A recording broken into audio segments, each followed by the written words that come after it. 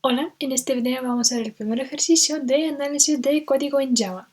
En este nos pide explicar qué sucede en cada línea, si todo funciona bien o si hay algún error. Antes de analizar tenemos que asumir que la clase X es padre de clases Y y Z. Bueno, lo primero que se hace es que se declara el public static void main, que es la manera clásica de declarar main en Java. Y en la tercera línea tenemos que creamos una instancia de x minúscula de la clase x mayúscula utilizando el constructor de la clase x mayúscula. Ahí todo bien, pues utilizamos el constructor de la misma clase que instanciamos.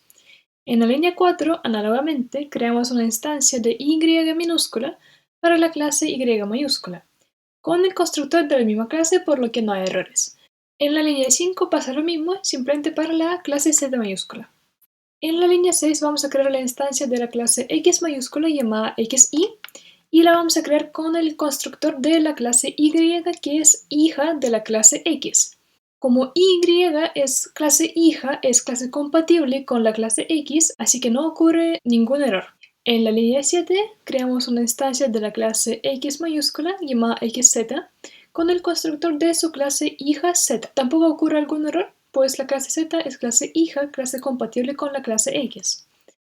En la línea 8, sin embargo, ocurre un error. Si bien y z son clases hermanas, no son clases compatibles entre sí y no mantienen ninguna relación de herencia, por lo que una no puede ser instanciada por el constructor de la otra clase. En la línea 9 también ocurre un error. El error ocurre debido a que al crear la instancia de y mayúscula, usando el constructor de su clase padre x, estamos diciendo que y mayúscula es lo mismo que x mayúscula. En clases la herencia va desde padre hacia hijos. No podemos instanciar la clase hija con el constructor de clase padre.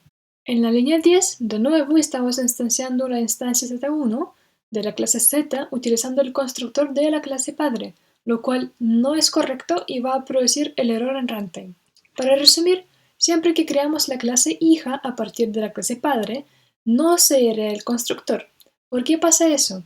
Pues al heredar constructor debemos cumplir con la regla de que el constructor obligatoriamente debe tener el mismo nombre de la clase, lo cual claramente no funcionaría en la clase hija, cuyo nombre en general no es igual al nombre de la clase padre. Podemos instanciar la clase padre con el constructor de su clase hija, pues por la regla de herencia, el super, la palabra clave super, nos permite acceder al constructor por defecto de la clase padre, desde la clase hija.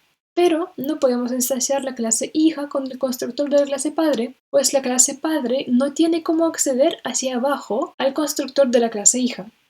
Esto se ilustra muy bien en los diagramas UML. Las puntas de flechas que indican las relaciones de herencia siempre apuntan hacia la clase padre y nunca hacia las clases hijas. En el siguiente video seguiremos analizando el código en Java con el otro ejercicio de tipo control. Nos vemos.